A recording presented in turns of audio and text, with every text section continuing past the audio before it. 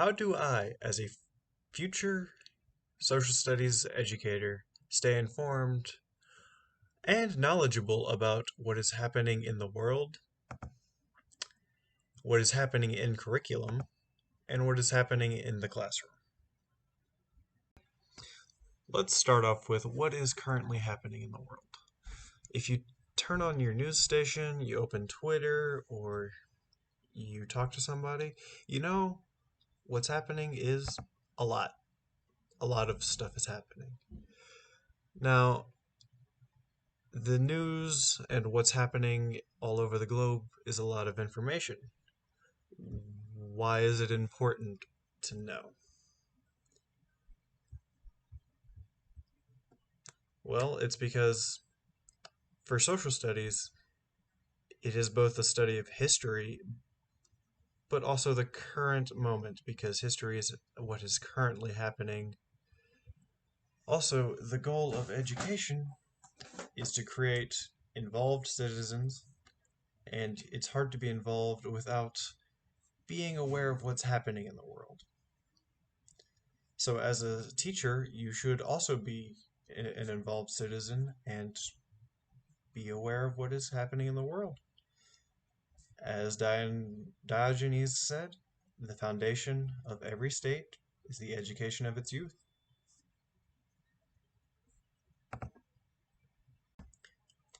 The goal of media literacy is not to just agree or be able to point out the points that someone is making or just to see the other side. The goal is to come to an understanding of the purpose, why the piece was made, what is the piece trying to say. That is what you're trying to figure out. How do you go about this? Well, you use the five W's: the who, the what, the when, the where, the why. Now, these five W's are a form of dissecting how to analyze pieces used particularly in social studies classrooms when discussing or reading documents from the past, but it also works for current events. The who. Who wrote this document? Who is mentioned in this document? The what. What is this document describing? What are its sources? The when. When was this document created? What was the time frame around it? Where. Where is this document based on? Where are the people who wrote it from? How does this affect what is going into the document? And lastly, why? Why was this document written? For what purpose?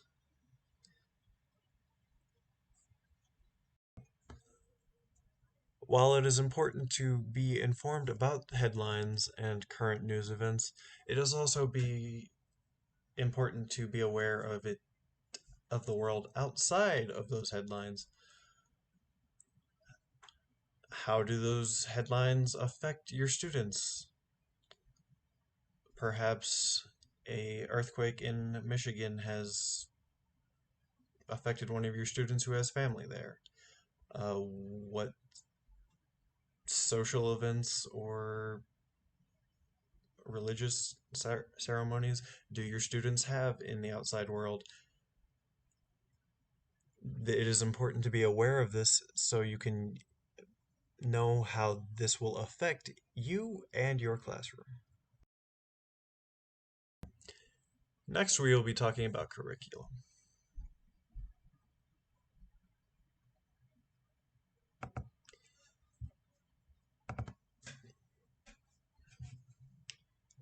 His history curriculum, especially, has changed a lot over the years.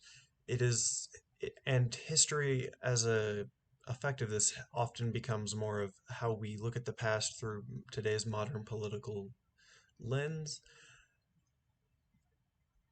and how we tell those stories.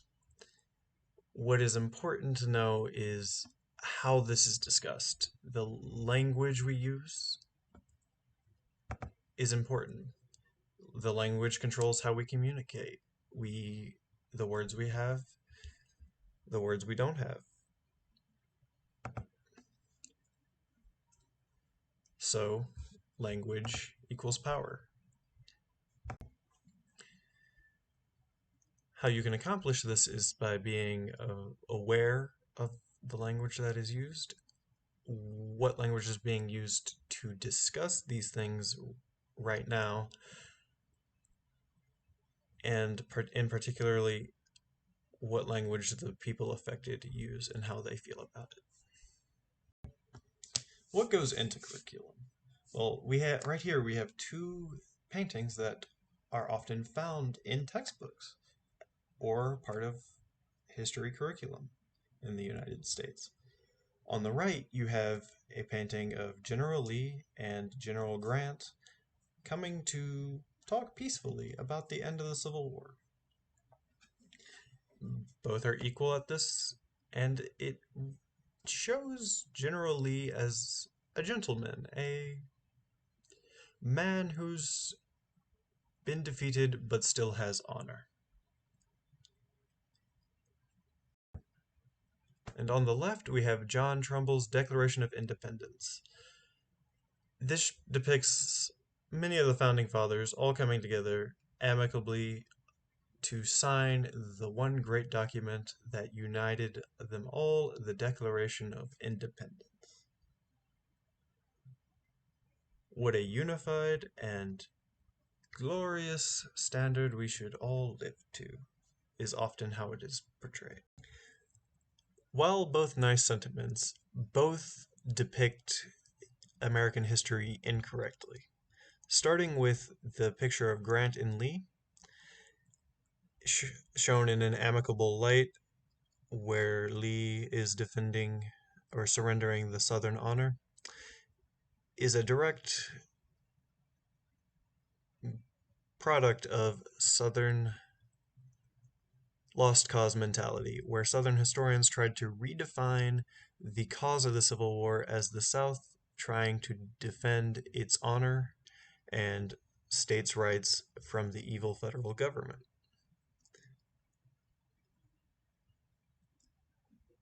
While on the left, John Trumbull's Declaration of Independence shows all of the founding fathers together, unified. This was not the case. In a quote from John Adams, who saw the painting many years after the incident where he was president, he had this to say: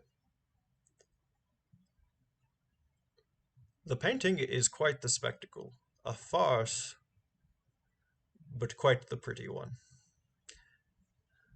This was in reference to whenever the founding fathers were signing the Declaration of Independence, they were at each other's throats. They were not unified at all. Much of this was compromise. Many of them ran out of the building before the Declaration in protest of it. This is a stark contrast to the unified view that is presented by John Trumbull's painting. What does not go into curriculum? It's often marginalized groups. Take the sculpture of the abolition of slavery or the freed slave, depending on your translation. This was a statue designed by an Austrian-Italian man named Francesco Piezecca and was exhibited at the First Centennial Exposition of 1876 in Philadelphia. This was a world fair in the United States to celebrate the first 100 years of the United States being a country. They had expositions on all sorts of events in American history, such as the Revolutionary War, the Civil War, But this was the only statue present or exhibit present based on the abolition of slavery. It is also the only black man who was depicted in any of the exhibits. Notice how it wasn't even an American who designed this statue. It was a Austro-Italian man. And the exhibit wasn't even prominent. It was hidden away in a corner away from all of the other statues. It was near the farming expositions. Many people disliked it. At the time, it received many negative reviews.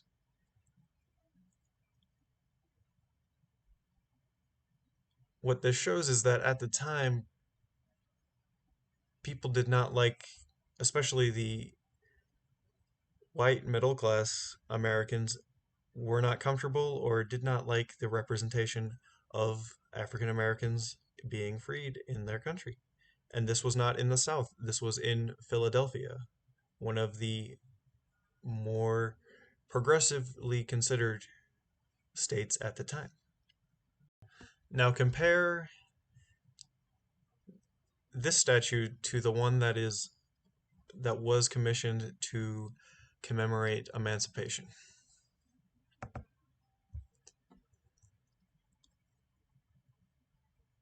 Notice the implicit lessons here. The figure in the one with Abraham Lincoln is based on Archer Alexander, the last enslaved man captured under the Fugitive Slave Law. Notice how he is leaning under Lincoln in almost a view of submission. Compare this to the triumphant Spartacus-esque view of Francesco's work. There's a stark contrast. While this Abraham Lincoln one was the one that was officially commissioned by the U.S. government to celebrate the emancipation. What does that tell us about curriculum and the United States? This is a story you won't find in any textbook, at least any ones that I have seen. That is why it is important to go through your materials. As a social studies teacher, figure out what stories are missing, what perspectives are not here, whose story is not being told, and look for ways to fill those. And finally, we have the classroom. Well, what is a teacher's job in the classroom? Well, one is to create a respectful classroom environment. And number two is to raise the intellectual bar of the classroom. How do you create a respectful classroom environment? And why is that important? Kids won't open up and share their opinions unless they feel it is safe to do so. So it is important for you to hear and respect your students' voices. That way they feel it is safe and secure to share their viewpoint. You should also encourage students to respect and listen to differing viewpoints from other classmates, especially. This way that students don't get discouraged from sharing their mind on topics. It's important to not expect students to be an expert on subjects such as race or gender, and also be mindful of the language used during class discussion. Be sure to find out who's being excluded and try not to do that. Number two, raise the intellectual bar of the classroom. How do you do this? You allow for discourse to lead the interest. Don't generalize topics too much. And don't avoid hard conversations, embrace them. Students can often tell when something's being dumbed down. And if you do this with especially history, it's hard to explore more. So allow things to be more open-ended. And also hold students to the same high standards. This will keep everyone engaged and also keep the conversation going. And number 3, admit when you are wrong. Oftentimes, as a teacher, you will make mistakes. It is important to admit when you are wrong, when you have misstepped. Students will remember this a lot more than if you were to simply double down.